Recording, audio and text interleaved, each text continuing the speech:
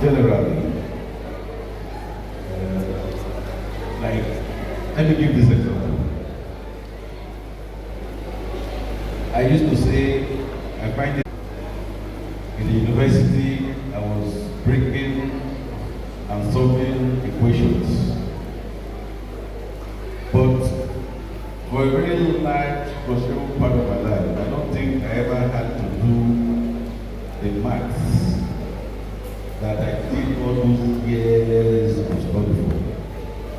But it will surprise you that an occasion came where I needed to solve a problem that required me to first of all formulate it into an equation and to solve that equation.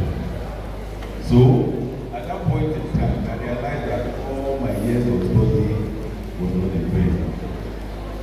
And I think once we have that basic foundation, we are good to go.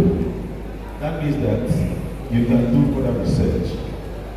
You can study. One of the things that I learned, it's a must. When I did my master's in the UK, one of the things we were taught was an engineering course, or we were taught business.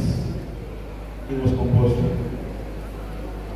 So it means that, so you know, Brian J.A. Aribaho, he taught MBA. He's a medical doctor, but he was teaching people what? How to manage business. He didn't go to school to learn that. He taught himself. So that means that you can teach yourself steps that you need to be able to structure your business.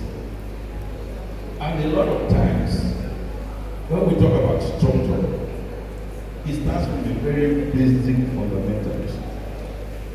A lot of us will say we're businesses, we don't have a business name. We don't have a registered business. And we begin to strive. We begin to gain grounds. We begin to get to a point where we now require visibility. And at that point, maybe we need to go to the bank. And then we'll get to the bank and they will now ask you, okay, you've been doing business for 10 years. What do you have to show for it? And there's nothing to show for it. That is the structure we're talking about. You have to, for you to do a business, you must have a business name, you must be registered.